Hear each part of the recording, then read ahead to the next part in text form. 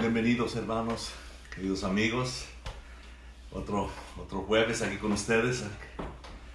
Estamos estudiando aquí la palabra de Dios y espero que tengan sus Biblias ahí, queridos hermanos, amigos. Y miren, estamos aquí ya viniéndose el día de la Pascua. Es uno de los días más importantes de la vida cristiana. Si no hay resurrección, no hay salvación. Eso es lo que separa todas las, si quieres llamar el cristianismo religión, que no lo es, pero si lo quieres llamar, lo separa de todos los demás. Y hay religión por donde quiera en el mundo, está llena de religión. Pero el cristianismo se establece en la resurrección. Él resucitó de los muertos y Él vive. Y porque Él vive, yo y tú tomamos sus promesas de Él, que nosotros también viviremos. Y eso estamos celebrando aquí este domingo. Está celebrando el día de la Pascua y la resurrección, que nuestro Señor Jesucristo ha resucitado de los muertos y Él vive hoy. Y si no vive en tu corazón, Él quiere vivir en tu corazón para cambiar tu vida, transformarla. Les quiero dar la bienvenida a cada uno de ustedes. La primera vez están en buenas manos y yo pido que el Señor te bendiga con esta palabra y te bendiga en todo lugar en tu vida que tú te encuentras en necesidad ahorita. Dios tiene algo grande. Estaba hablando con el pastor del inglés, el servicio de inglés ahí en la iglesia del hogar. Tenemos la Home Church, tenemos la iglesia del hogar. Y el pastor Dr. Tim Pollock me estaba diciendo un testimonio muy tremendo. Estamos en una batalla muy difícil ahorita, mundial. No nomás aquí en los Estados Unidos, en nuestra patria, pero también mundial. Y miramos que es algo serio, no lo tomamos como si nomás es algo que va a pasar. Tenemos que mirar esto serio y mirar que en todo eso Dios está trabajando una obra muy preciosa. Yo sé que para muchos no pudimos mirar a veces cómo puede ser que Dios esté trabajando la obra, pero sí lo está haciendo, porque hay algo mucho más importante de que nomás lo que estamos mirando. Hay algo muy más allá en el espíritu que Dios está trabajando en la vida y en el mundo, con esos que son sus hijos, que están llevando el evangelio, trayendo esperanza, testificando de su grandeza y luego viviendo su vida como ejemplo para el mundo, para que miren que si en verdad Cristo vive, va a vivir en el corazón de una persona, que tiene Dios control sobre el corazón de esa persona. Y eso es lo importante ahorita. Soy el pastor Nat Gámez de la iglesia del hogar y pues aquí estamos este jueves y estamos aquí estudiando el libro de Hebreos. Para mí es importante estudiar la palabra de Dios y luego también uno lo que estudia, pues dárselos a los demás para que también puedan tener ese anhelo, ese deseo de la palabra de Dios. Es muy importante para un pastor que está pastoreando iglesia, pueblo. Yo espero, queridos hermanos, que estén ahí atonados ahí con a lo mejor una taza de café, con una pluma, una libreta y sus Biblias ahí para darles unos versículos de lo que vamos a estar leyendo aquí. Estamos en el capítulo 5, el 5, libro de Hebreos. No sabemos quién escribió este libro.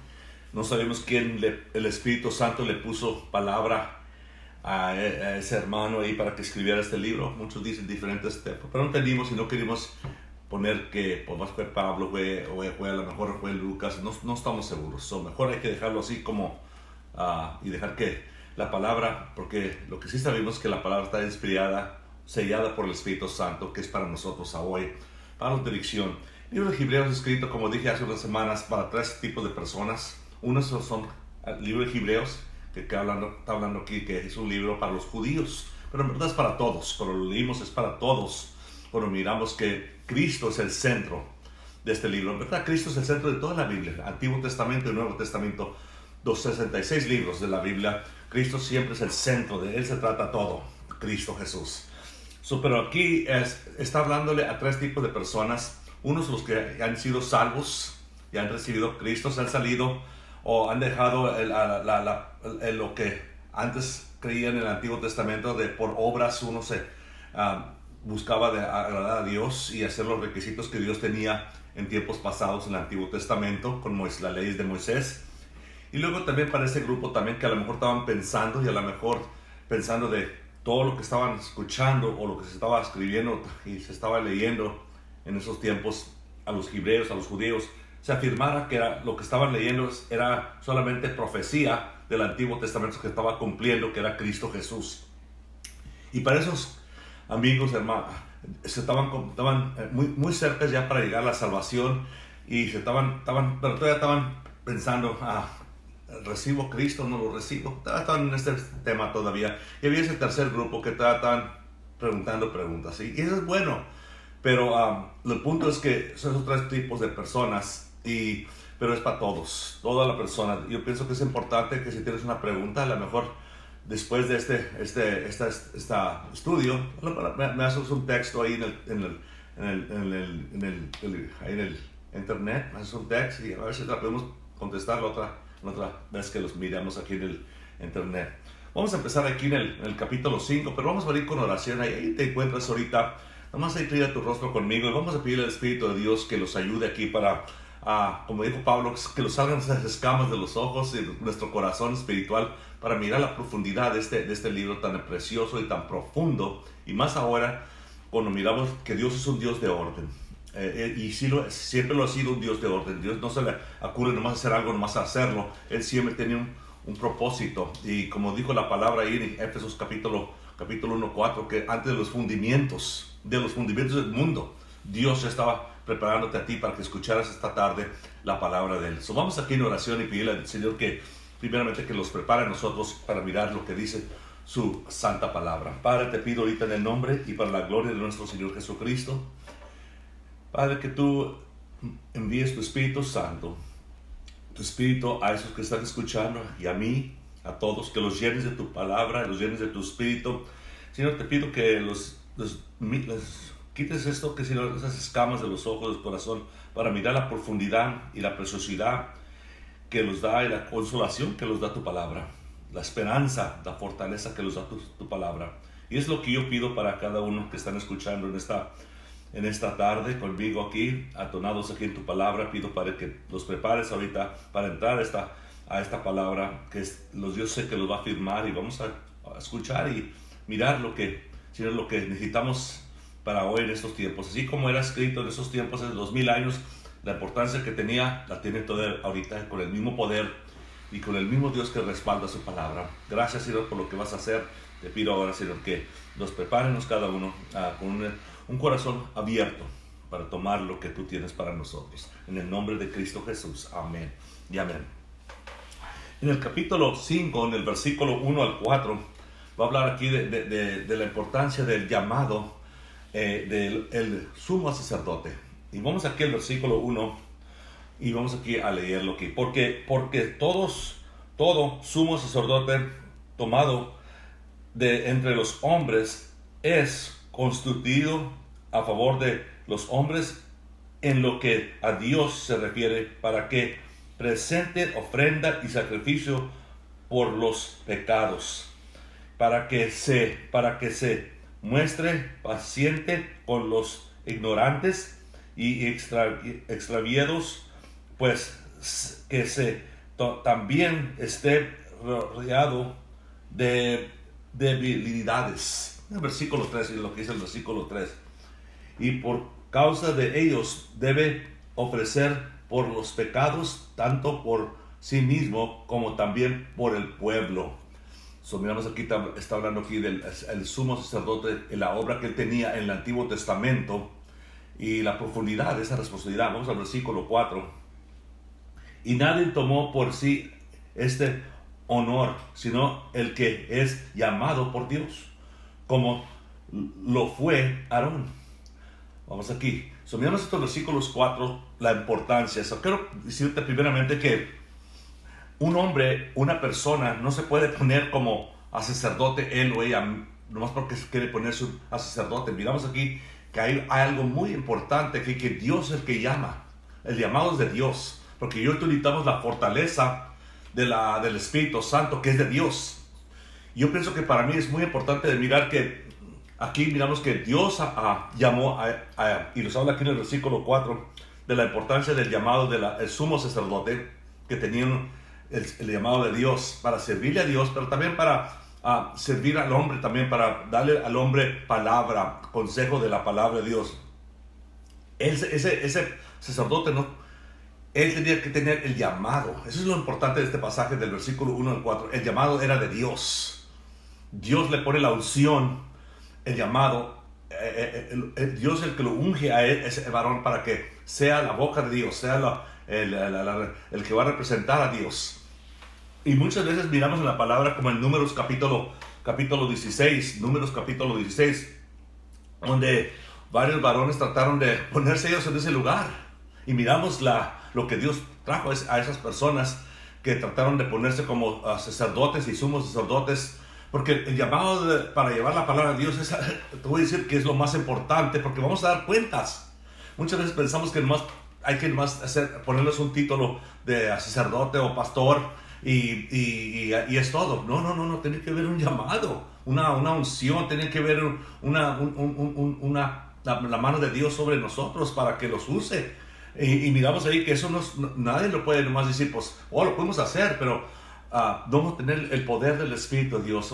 Hablamos de la unción, hablamos del poder, pero el poder de Dios se manifiesta cuando uno está predicando y miramos que el Espíritu de Dios se afirma con la persona que nos está hablando y se alinea con la palabra de Dios. Y miramos aquí con unas personas se ponen ese nombre de pastor y quieren ser pastores, pero para mí, esta es mi opinión personal nomás, tenemos que hacer cuentas no nomás, claro, con Dios, pero también hacer cuentas con alguien más, ser responsable de lo que estamos enseñando, lo que estamos predicando. Es muy importante para mí de ser responsable a otras personas, pastores que me conocen, que yo voy en el camino correcto. Para mí es muy importante, porque si no voy yo correcto y no soy responsable de alguien más, pues voy a alejar a otras personas en caminos ajenos, caminos que no van a ser bendecirles a ellos tampoco. Y más de todo, pues Dios va a traer cuentas conmigo. Y por eso es importante que el llamado sea de Dios y que haya una orden en ese sentido, porque como dije al principio, Dios es un Dios de orden. Y aquí nos dice la palabra que Dios daba el llamado, Dios es el que da el llamado. Y ahora en la iglesia, Dios tiene los llamados también en la iglesia, que estamos ahora en el Nuevo Testamento. Pero aquí está hablando del Antiguo Testamento y la importancia de Cristo Jesús. Miramos también que en la segunda carta de Crónicos, en el capítulo 26, del 16 al 21, aquí un rey trató de entrar al templo. Este rey, estamos aquí en el Antiguo Testamento, un rey entró al templo y comenzó a hacer la obra del sacerdote y luego ofrecer incienso. ¿Y qué es lo que pasó? Dios le pronto le trajo una maldición a este varón, un castigo, y lo llenó de lepra. ¿Por qué? Porque ese no era su llamado. El llamado es de Dios. Acuérdense, no es de una organización o una dominación. El llamado es de Dios, porque no vamos a dar cuentas a Dios. Es bueno que tengamos el respaldo de una organización o de una dominación, una iglesia, de los hermanos, los ancianos o de pastores. Es bueno, eso es muy bueno, es saludable para que los demás miren, pero más de todo es bueno que cuando Dios los llama, cuando Dios te da el llamado a ti para que te use, para que Él te llene de su espíritu, para que la gente sienta la presencia de Dios cuando ese varón de Dios está predicando el evangelio, llevando esa enseña y llevando palabra, y esas personas los podemos unir, porque miramos que esa persona nos está dando cuentas, otra cuentas a los que están uno abajo, se somete uno abajo de los pastores que uno conoce como hermanos, y dice, yo me quiero someter al pastor, que si yo algún día me equivoco, usted quiero que venga y se arrime y me diga, pastor, vamos a platicar eso, vamos bien aquí. Y eso es bueno, porque todos vamos a dar cuentas. Y cuando uno da cuentas, no nomás como pastor, pero en otras cosas también. A lo mejor estás batallando con un vicio en tu vida personal, o algo que estás batallando en tu vida. Muchas de las veces lo más importante es buscar una persona madura, y luego cuando estás pasando por las tentaciones o la adicción, lo que sea en tu vida, tú puedes llamarle a ese hermano, esa hermana que es una persona mayor, una persona temorosa de Dios, una persona que busca y hace la voluntad de Dios.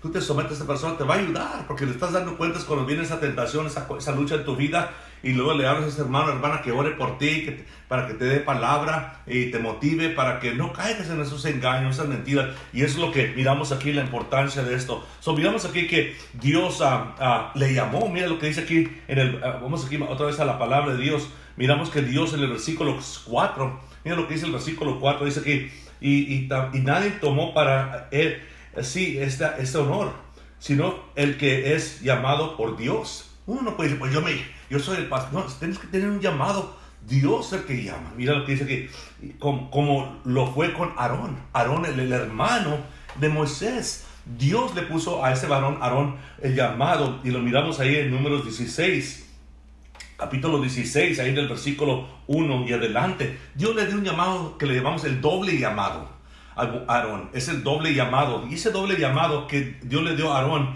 era un llamado para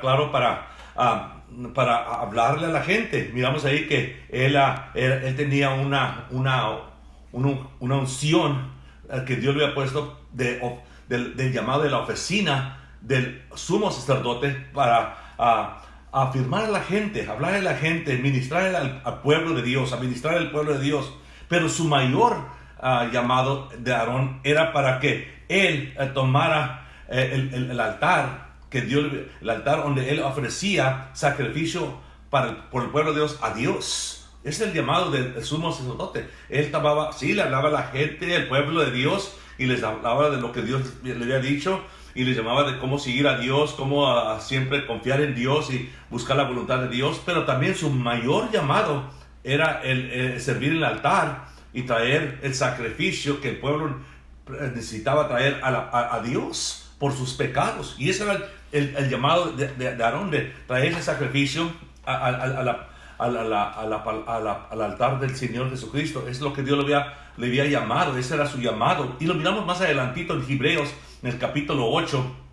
Si quieres ir conmigo ahí, en el capítulo 8, el versículo 3 al 4, mira lo que dice del 3 al 4 del capítulo 8 de Hebreos. Mira lo que dice ahí: porque todo sumo sacerdote está constituido para presentar ofrenda y sacrificio, por lo cual es necesario que también tenga algo que ofrecer. Así que si estuvieras sobre la tierra, ni siquiera sería sacerdote, habiendo un sacerdote que presenta las ofrendas según la ley. Él lo estaba haciendo como su llamado que Dios le había dado, y eso se le había dado a los judíos cuando salieron de Egipto. Iban por el desierto. Dios hizo pacto con el pueblo, y ese pacto que ellos iban a ser el pueblo de Dios, y hablamos de los judíos, los israelitas, y que Dios iba a ser su Dios. Ese era el pacto y esa era la forma que Dios quería. Era una ley preciosa. La ley es buena. La ley no es mala. La ley es difícil para nosotros que no tenemos el Espíritu de Dios para vivirla, porque nadie la puede cumplir, la ley. Pero es buena la ley, es perfecta la ley. Nosotros tenemos el problema, y solamente cuando tienes el Espíritu de Dios en tu vida, el Espíritu de Dios entra en tu vida cuando tú aceptas al Señor Jesucristo como tu Señor y tu Salvador, porque te arrepientes de tus pecados. El Espíritu viene en ti, entonces te comienza a construir tu vida por dentro, porque eres una persona nueva, o has nacido de nuevo, como dice la palabra, un nacimiento espiritual nuevo, y comienza a construir tu vida por dentro. Entonces la ley, los 10 mandamientos, como miramos en Éxodo capítulo 20, los mandamientos son perfectos, y es para el pueblo de Dios, porque siempre se cumple la ley de Dios, se cumple con amar. El amor de Dios que fluye en nosotros, que está en nosotros, porque Cristo está en nosotros, fluye, cumple la ley de Dios. Tú no más piensas de eso, es lo que te dije ahorita. Cuando el amor de Dios está fluyendo en tu vida, tú no vas a quebrar la ley, tú no vas a mentir, tú no vas a hacer cosas que no debes estar haciendo, no vas a robar, no vas a nada de eso. Vas a respetar y honrar a tus padres, más de todo, vas a buscar la presencia de Dios y hacer su voluntad, porque el amor de Dios te da la fortaleza. El amor de Dios es lo que cumple la ley de Dios. Porque si tú lees los 10 mandamientos, todos hablan de amor. Todos son de amor, porque tú no le quieres hacer mal a tu prójimo, a tu vecino, no le quieres hacer mal, no te quieres aprovechar, no quieres hacer eso. ¿Por qué? Porque tienes el amor de Dios, y esa es la forma que se cumple la ley de Dios, el amor de Dios que está en nosotros. Miramos aquí que Aarón tenía ese llamado de traer esa ofrenda al Señor, y eso es el llamado. Y luego miramos aquí, y tenía que ser en la forma que Dios quería. No nomás como, muchas veces les he hablado a los hermanos, los sentamos, cuando le ofrecimos a Dios algo, le ofrecimos siempre lo mejor. Él se merece lo mejor. Déjame decirte, Dios se merece lo mejor, el mejor de lo que tú tienes de ofrecer a Dios. No le ofrecimos a sobras, no le ofrecimos más a la noche cuando estamos cansados, ay, gracias a Dios, y ya nomás. No, le ofrecimos lo mejor. Él es el Rey de los reyes. Él es el Señor de los señores. Él es el que te salva. Él es el que transforma tu vida. Él es el que murió por nosotros. Él merece lo mejor, siempre lo mejor. En la mañana tú debes darle lo mejor de la mañana. Decirle, Señor, prepárame, Señor, para hacer tu voluntad. Saliendo de mi casa, yo quiero la sabiduría, el conocimiento de tu palabra para yo conductarme en una forma que te agrada a ti, Señor. Que te glorifica a ti, Señor. Dame esa sabiduría. Y le damos siempre lo mejor a Dios. En todo lugar. Siempre le ofrecimos lo mejor. Porque yo y tú somos sus sacerdotes hoy. Y cuando venimos al altar, le ofrecimos siempre lo mejor. Es lo que dicen ahí en Romanos. Por eso te dije hace una semana. Romanos capítulo 12. Ahí en el versículo 1. Pablo habla de ese sacrificio que yo y tú debemos ofrecerle a Dios. Mira lo que dice ahí. En el capítulo 12, versículo 1. Dice: así que, hermanos, os ruego por la misericordia de Dios que presentes vuestro cuerpo en sacrificio vivo, santo y agradable a Dios, que es vuestro culto racional. Miramos aquí que siempre hay que darle a Dios porque es un Dios que se lo merece. Cuando yo y tú venimos al Señor, miramos hoy que hay tanto desorden, queridos hermanos. Dios es un Dios de orden. Y al coro de alabanza, a los hermanos que están sirviendo, enseñando, siempre los preparamos con palabra, porque vamos a darle al Señor lo mejor. Y si vamos a cantarle, le vamos a cantar lo mejor. A lo mejor yo no soy cantante, yo no soy un cantante, pero le doy mi mejor que yo puedo, porque lo amo, porque le amamos y apreciamos lo que está haciendo por nosotros. No nomás lo que ha hecho, porque eso es suficiente, pero lo que sigue haciendo en nuestra vida, sigue transformando nuestra vida. Por eso me gusta leer cuando me acuerdo. Me olvido a veces que, no es que se me olvide, a veces que lo hacemos un poco olvidones de las cosas de Dios, pero Dios siempre está haciendo una obra en tu vida. Aunque a lo mejor tú no te sientas, Dios lo está haciendo. Él está tú eres la construcción donde Él está trabajando. Y miramos eso en Filipenses 1:6, que la buena obra que el Espíritu está haciendo, la está perfectando hasta la venida del Señor Jesucristo. Es decir, que Dios lo está cambiando y Dios lo hace siempre a la forma que Él quiere. Si no lo hacemos como Él quiere, por eso yo pienso que muchas veces nos vamos por las emociones y todo eso, pero no lo estamos haciendo de corazón y no lo estamos haciendo como Dios quiere. Caiga orden. Y yo pienso que muchas veces Dios no está escuchando. Sentimos los calofríos, sentimos que la presencia de Dios, pero el justo vivirá por fe, no por escalofríos, sino por nada más, por fe. Y hoy tú le ofrecimos a Dios por fe lo mejor, en esa forma que Dios lo acepte, porque si no es como Dios lo quiere, no lo va a aceptar. Dios no lo va a aceptar. Ese es de orden. Y hoy tú no hacemos las órdenes, ya están las órdenes. Y hoy los sometimos a las órdenes de Dios. Y yo pienso que el pastor debe ser un ejemplo para los demás. No somos perfectos, pero somos ejemplos. Tenemos el Espíritu de Dios y debemos siempre buscar de cómo presentarle a Dios siempre lo mejor a Dios. Y eso es en nuestra conducta, en nuestra forma que desarrollamos nuestra vida, en la forma que yo y tú presentamos al mundo quién somos hijos de Dios. Y eso es lo importante de aquí. Cuando miramos aquí, cuando miramos a Dios, que Él centra a Cristo. Cristo es la capa de sacerdocio. ¿De qué es un sacerdote? Un sumo sacerdote. Cristo es la capa. Ese es de Él se trata. Este libro se trata de Él. Vamos a ir conmigo, vamos al versículo 5. Mira lo que dice ahí en el versículo 5 de Hebreos, capítulo 5. Y vamos al versículo, vamos a ir al versículo 4 que leímos ahorita. Mira, porque toda cosa se ha hecho estoy en el capítulo 5, me fui al capítulo 3. Mira lo que dice el capítulo 5. Dice: así también Cristo se glorificó a sí mismo, haciéndose sumo sacerdote. Así tampoco Cristo. Fíjate, en el capítulo 5, ni Cristo se hizo él, pues es el Hijo de Dios. En su dignidad, Él es Dios. Claro, pero ni Él se puso, como ser el sumo sacerdote. No, su padre lo puso como su sumo sacerdote. Mira lo que dice el versículo 5. Dice, terminando el versículo 4, la orden de Dios que Dios llamó a Aarón, ahora habla de Jesucristo en el versículo 5. Mira lo que dice ahí: así tampoco Cristo se glorificó a sí mismo, haciéndose sumo sacerdote, sino el que le dijo: tú eres mi hijo. ¿Quién era eso? Ese era el Padre. el Padre le dice ahí, y lo miramos en el Salmo 110, versículo 4, y en el Salmo 2, versículo 7.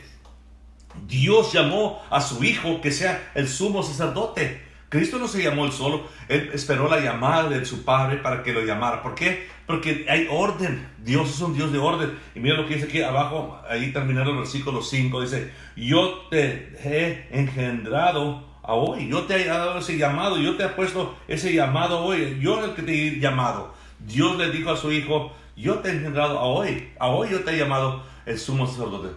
Miramos que Cristo fue llamado por el Padre como su sumo sacerdote. Si es lo que nos enseña aquí el ejemplo de que Dios llamó a su mismo Hijo, no se puso él mismo ese título, su Padre se lo puso. ¿Cuántos más para nosotros también? ¿Cuánto más debe ser nosotros de mirar lo que está diciendo nuestro Padre Celestial, que es el que pone el llamado al predicador, al pastor, al que está predicando la palabra? Dios tiene que haber llamado. No te puedes tú poner te lo puedes poner, pero eso no quiere decir que está el sello del Espíritu de Dios. Te dice la palabra: prueba el Espíritu, a ver si es de Dios. Hay que probar los Espíritus. ¿Cómo los probamos? Si este predicador está predicando algo afuera de la voluntad de Dios que no se alinea con la palabra de Dios. Yo no le puedo dar mi propia interpretación a la palabra, le puedo dar un comentario, pero no mi interpretación. La palabra ya está interpretada y no se confunde la palabra, no se tropeza misma la palabra. Es perfecta la palabra de Dios, y por eso tenemos el Espíritu Santo de Dios que nos enseña toda verdad, acuerdo con el Evangelio de Juan. Él nos enseña toda verdad, el Espíritu de Dios. Y necesitamos el Espíritu de Dios, y la única forma que yo y tú podemos tener el Espíritu de Dios es que yo y tú arrepiéntanos, recíbanos a Cristo Jesús como Señor y Salvador, y que Dios nos dé ese llamado. Ese llamado viene con mucha responsabilidad.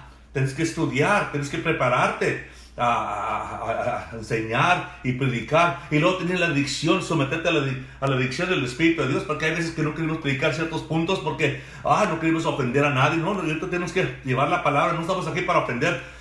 Como dijo un dicho, una persona dijo: a veces que oímos la verdad y es el dolor más duro que recibimos. La verdad a veces que los lastima bastante porque estamos afuera de la voluntad de Dios y los lastima la verdad. Por eso a muchos no les gusta la palabra, porque los habla y los enseña en nuestro corazón, y no les gusta que nadie los descubra nuestros secretos. Pero dice la palabra que Dios va a traer al aire para que todo se demuestre de tu vida y la vida mía también. Todos secretos, todo eso que a lo mejor no queremos que nadie mire, nadie lo está mirando, Dios siempre está mirando. Le ha dicho a la congregación, la forma de saber que si eres un buen cristiano, estás haciendo la voluntad de Dios. Y sabes cuándo los probamos más, conocemos unos buenos cristianos, cuando estamos solos. Cuando andamos solos en el pueblo donde los encuentras. ¿Cómo te conductas? ¿Qué estás pensando? ¿Qué estás oyendo? ¿Qué estás mirando?Esa es la forma que los podemos probar si somos buenos cristianos. Porque Dios siempre lo está mirando. Él está mirando la vida tuya y la mía también. Y claro, Dios no está para condenarnos, pero para enseñarnos que si estamos en error, necesitamos que primeramente pedirle a Dios que los ayude. Pero miramos aquí en este pasaje aquí tan profundo que Jesucristo tenía el llamado del sumo sacerdote. Su Padre se lo dio, y si se lo dio a su Hijo, eso quiere decir que se lo va a dar a los hijos también a hoy, a la iglesia, que son sus hijos también. Si Dios te ha llamado, claro, querido hermano, yo pido que Dios te llene y siempre te llene, todos los días te llene. Pídele que te llene todos los días y que te ponga solución sobre tu vida para que lleves el mensaje más importante que en este mundo. Es el mensaje, sobre todos los mensajes, tú tienes un llamado entonces para llevar, y eso es para todos en verdad. Todos estamos aquí para llevar la palabra. Si tú eres un cristiano, tú tienes una responsabilidad de testificar, de hablarle al pueblo, a esos que Dios pone a tu lado, hablarles del evangelio, hablarles de las buenas nuevas que Dios tiene para nosotros. Y Él tiene buenas nuevas para nosotros, y tenemos una responsabilidad. Por eso dijo Jesucristo en el capítulo 28, en el versículo 19, que dice: vayan. Es un mandamiento, vayan. No dice si quieren o cuando tengan ganas. Yo y tú siempre, una lámpara siempre da luz. Yo y tú somos la luz del mundo porque tenemos a Cristo. Debemos dar siempre luz donde estemos, no importa, no los encuentres. Ahí donde Dios los tiene, ahí debemos dar luz.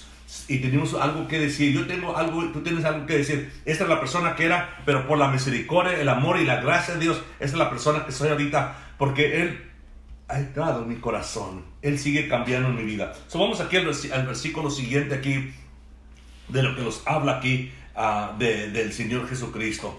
en el versículo 5 y 6 dice así, vamos al versículo 6, como también dice en otro lugar, tú eres sacerdote para siempre, según el orden de Melquisedec.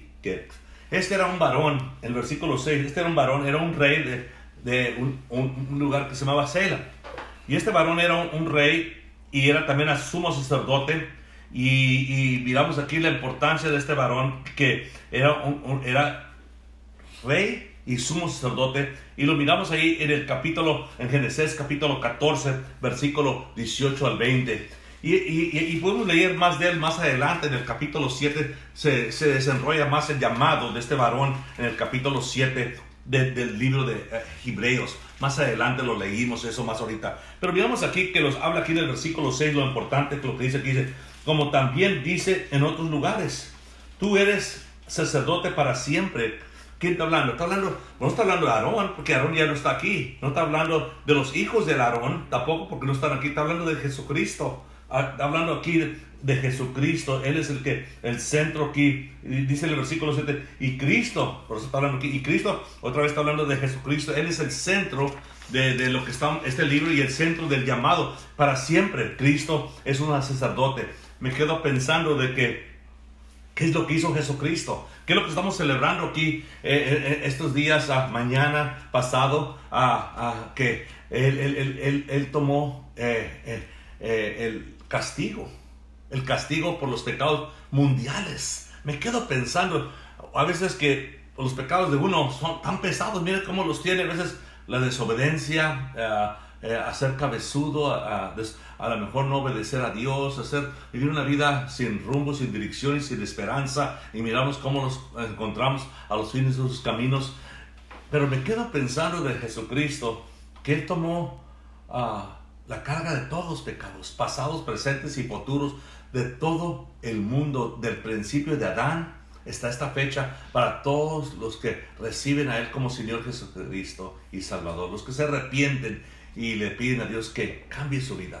Yo no sé dónde te encuentras ahorita tú, pero a lo mejor ahorita tú necesitas a lo mejor que Dios haga algo especial en tu vida. Vamos aquí a la palabra de Dios y ahorita vamos a orar por esa necesidad que tú tienes ahorita. En el versículo 6 dice, como también dice en otros lugares, en Génesis capítulo 14, en el versículo 18 y 20, miramos ahí que nos habla, y también en el Salmo 110, versículo 4. Vamos a ir al Salmo 110, y vamos a ir al versículo 5, al versículo 4. El versículo 4 del Salmo 110, uno de los salmos muy preciosos aquí, que vamos a estar leyendo aquí más y más con esto que estamos celebrando. Miramos aquí en el versículo 4 del Salmo 110 y miramos aquí que lo que dice la palabra. Dice, juró Jehová y no se arrepentirá. Tú eres sacerdote para siempre, según la orden de Melquisedec. Parece como que dice Quesadías, ¿no? Pero Melquisedec era un rey, como dije al principio, un rey, pero también era sumo sacerdote. Era un hombre que Abraham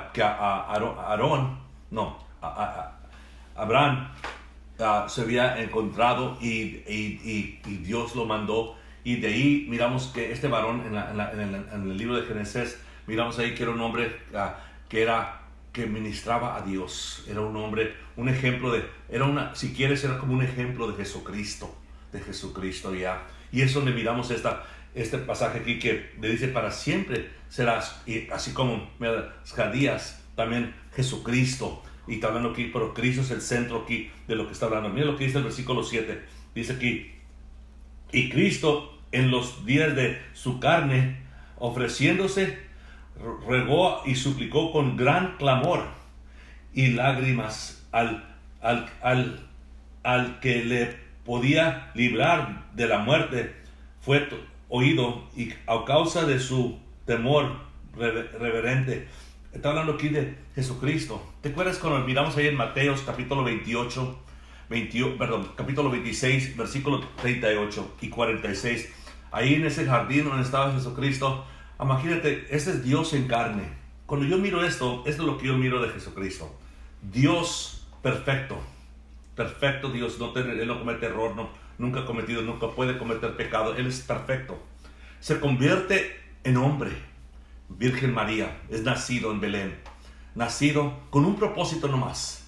Él vino porque no pudo mandar un ángel, no importa qué ángel sea, Él no pudo mandar un ángel. Él tuvo que cumplir su misma ley de la paga del pecado, es muerte.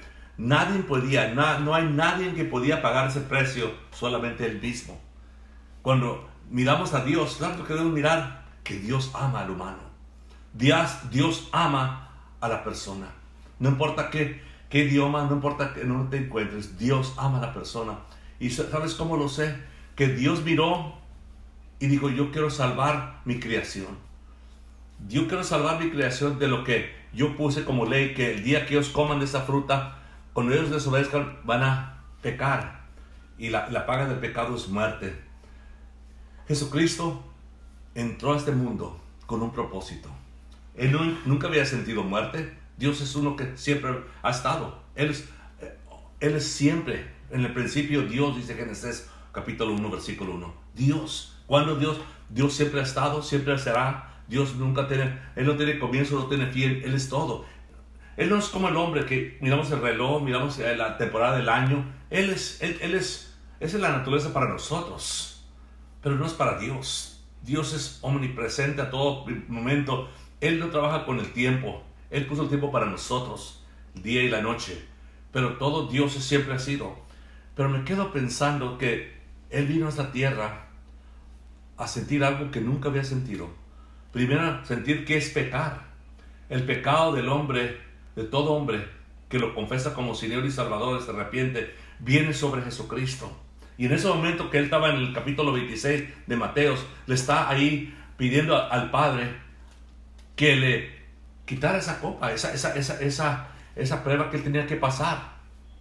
Ahí con angustia, con lloro, está pidiéndole al Padre, si hay otra forma de hacer esto, Señor, mi Padre, entonces dame otra forma de cómo cumplir esto. Pero ¿sabes lo que hizo Jesucristo? Aunque le costó el castigo, los golpes que le dieron, miramos ahí en Isaías 52, versículo 14 y 53, Isaías 53, versículo 3 al 5 y el versículo 10, miramos lo que le costó a Él, para que yo y tú ahora tengamos el privilegio. Es un privilegio, no todos lo tienen. Dicen que somos como 8 billones, no millones en esta tierra, casi 8 billones. Habitamos en esta tierra ahorita mundial, 8 billones. Y de los 8 billones, nomás un granito de todos pueden tener ese privilegio de entrar a la presencia del Padre. ¿Y sabes por qué entramos ahí a la presencia del Padre? Por lo que Cristo hizo por nosotros. Porque Él se entregó a la voluntad del Padre. Cuando Él nunca había sentido que era traer pecado, y no nomás un pecado, el pecado de todo humano, del principio hasta el fin. Todos los pecados vinieron como un embudo, vinieron sobre Él. Y luego el Espíritu de Dios se fue de Él, de la presencia del Hijo, porque Dios Padre miró lo que había pasado en ese momento y lo que nunca había experienciado. Dijo Jesucristo, yo y el Padre somos uno. En otras palabras, tú no puedes tener al Padre si no tienes al Hijo, no puedes tener al Hijo si no tienes al Padre. Los dos es un Dios. Dios se separó del cuerpo de Jesucristo y dijo, Jesucristo, Ili, llama. ¿Por qué me has alejado, Padre? Por los pecados. Ese era el plan del principio. Cuando miramos en Génesis capítulo 3, versículo 15, miramos el plan de Dios. Ya estaba el plan de Dios. Dios, Él ya sabe todo lo que se va a desarrollar en tu vida y la vida mía. Y en todo lo que se va a desarrollar en tu vida, la vida mía, yo y tú necesitamos la voluntad de Dios, necesitamos someternos a la voluntad de Dios para que todo salga como Dios quiera y los planes que Dios tiene para ti y para mí se hagan de acuerdo con la voluntad de Dios cuando los sometimos a la voluntad de Dios. Voy a hablar más adelante esta semana que viene de cómo yo y tú pudimos descargarnos de todas esas cargas, temores, inquietez, nervios, todo eso que el mundo los trae ahorita y más ahorita. Pero más allá vamos a hablar de eso. Pero vamos a quedarnos aquí a la palabra que estamos leyendo aquí. Miramos aquí en el versículo 7, muy importante, hablando en Mateos capítulo 26, y ahí el versículo 38 al adelante al 46. Está hablando aquí de lo que Jesucristo le estaba suplicando al Padre, pero se sometió. Mira lo que dice ahí el versículo, vamos aquí al versículo 7. Y Cristo en los días de su carne, cuando estaba en la tierra, ofreciéndose, rogó y suplicó con gran clamor y lágrimas al que le podía librar de la muerte. ¿Qué está hablando? Del Padre, que lo podía librar. Dice, pero no lo libró. Su Padre permitió que su Hijo fuera al Calvario, que fuera maltratado como ninguna otra persona. El castigo que Él pasó por ti, por mí, y no expresarle a Él agradecimiento. Yo pienso que a lo mejor no comprendes lo que Él ha hecho por ti. Él murió para que tú no tengas que morir. Esta jovencita quería hablar, porque su papá había fallecido hace como 1 año y medio y todavía estaba luchando mucho porque era la única hija y estaba luchando con los sentimientos, y me dice que por un año todos los días iba al cementerio para ir a consolarse y hacer las paces con su papá. Y por 1 año todos los días, el pastor, todos los días voy al cementerio porque yo sé que tengo que ir a consolar mi dolor y decirle a mi papá cuánto le amo y cuánto lo extraño, y comprendo todo eso. Y luego le dije, pero tú eres una cristiana y tu papá también era cristiano. Yo lo conocí muy bien, él era un varón muy tremendo, y le dije, pues mira lo que dice la palabra de Dios, no lo que digo yo, la palabra de Dios. Lo que estás ahí mirando en ese cementerio no es tu papá, es como decirte, tú estás mirando algo que no está ahí. Y me dijo, ¿dónde está mi papá? Dice, si yo lo conocí, yo miré sus obras, yo miré la clase de varón, él no era perfecto, ni tampoco solo soy yo tampoco. Dios está trabajando. Si fuera perfecto ya no necesito a Dios. Nadie necesita a Dios si somos perfectos. Es que no estamos perfectamente desperfectos, por eso necesitamos a Dios. Pero dije, y por eso lo salva, porque y cuando lo salva, claro, está trabajando la obra, pero le dije, tu papá no está ahí. Dice la palabra que tu espíritu, cuando tú dejas de respirar, ya dejas de dar vida, porque lo que le da vida a este cuerpo no es tanto lo físico como lo espiritual. Cuando uno recibe el Espíritu de Dios adentro, es que el Espíritu de uno resucita de los muertos también. Es el milagro de los milagros. Cuando tú recibes a Cristo Jesús, hay un nacimiento espiritual que nace dentro de ti y de mí, que estaba muerto por el pecado. Pero ahora que Cristo pagó la paga del pecado, ese espíritu ahora está vivo, resucita. Es lo que habla aquí el capítulo 6 de Romanos. Habla del ejemplo de la palabra bautizo. Bautizo es la palabra bautizo, es someterse al agua y luego salir. Estabas muerto, pero ahora has resucitado con Cristo. Tu espíritu está vivo. Y ese espíritu se va a la presencia de Dios, porque no es de la tierra. El cuerpo es de la tierra, pero el espíritu no es de la tierra. El espíritu se va de donde vino, con Dios Padre. Y a eso le dije, ahí es donde está tu papá. Tu papá está con el Señor Jesucristo. Él está, dice, donde yo estoy, tú estarás también, dijo Jesucristo. No, el cuerpo está ahí, pero ese cuerpo va a ser renovado un día y va a ser resucitar de los muertos un día. Va a ser cuerpo nuevo, glorificado, pero ahorita no está ahí. Y muchos tenemos esa creencia, y es lo que le dije, tenemos esa creencia que nos han dado, que pensamos que el cuerpo y la persona todavía está ahí. Acuerdo con la palabra de Dios, eso no es cierto. Su espíritu está en la presencia de Dios. Y lo que estamos mirando ahí es un cuerpo que se está convirtiendo en polvo, pero un día ese cuerpo va a ser renovado. Todavía no, pero un día, y ese cuerpo se va a unir otra vez con el espíritu de la persona que ahora va a tomar su cuerpo glorificado. Pero el punto es que yo y tú no le servimos, no estamos tomando una promesa falsa. Lo que hizo Cristo es lo que Él hizo, es darnos una promesa que se va a cumplir. Dios no puede mentir. Todos decimos, ¿qué es la verdad? La verdad es que Cristo te dice que si tú lo recibes como Señor y Salvador, por lo que Él hizo aquí, y oró al Padre que, hey, a lo mejor puede haber otra copa. No quiero pasar por esto. Nunca he experienciado esto de separarme de ti y sentir que es pecado. Pero Dios dijo no. Y Cristo se sometió a la voluntad de su Padre. Mira lo que dice ahí en el versículo 7. Dice el versículo 7, dice, y a la muerte, de la muerte, fue oído a causa de su temor, reverencia. Versículo 8. Y aunque era hijo, por lo que padeció, arrepentido a la obediencia. Aunque él quería otra como quiera, se sometió a la voluntad de Dios. Con lágrima y con dolor se sometió a la muerte por ti y por mí. La paga del pecado es muerte. Alguien tuvo que pagar el precio. Y cuando tú vienes a Jesucristo, Él paga el precio. Para que yo y tú no tenemos que tener temor de lo que viene de esta vida a la otra. Sabemos lo que viene de esta vida a la otra. Viene vida eterna para esos que tenemos a Cristo. Oh, la vida es eterna y la vas a pasar en un lugar. Porque hay tres cosas que te he dicho que son eternos. La palabra de Dios es eterno. La palabra de Dios es eterna. Y tú eres eterno. Tu espíritu es eterno. Lo va a pasar en un lugar por la eternidad. En la presencia de Dios y el otro lugar. Si no sabes otro lugar, tú vas a Apocalipsis capítulo 20 y vas a leer ahí dónde va a ser ese lugar. Se llama Guyana, el lago de fuego. Donde es para el diablo, los demonios, falsos predicadores y falsos profetas. Ese lugar. Y para todas esas personas que no lo reciben como Señor y Salvador. Yo no hice esas reglas. Yo no me las estoy denunciando. Y después yo no lo creo. Eso no cambia lo que Dios va a hacer. Y lo que han dicho. Si tú no lo recibes, claro, es lo que está. ¿Te acuerdas que te dije? Hay tres clases de personas. Uno que lo han recibido, uno que están pensando en recibirlo, y uno que está diciendo, pues no estoy seguro. Oye bien, si hay algo que es seguro, es la palabra de Dios. Yo no estoy seguro de mañana. No estoy seguro qué va a pasar mañana. Le pido a Dios que me dé vida, pero no estoy seguro. Pero sí estoy seguro que Dios está en control de mañana y de hoy. Ahora, yo te pido y te suplico que a lo mejor si tú no lo tienes como Señor y Salvador, al Señor Jesucristo, este es tu día.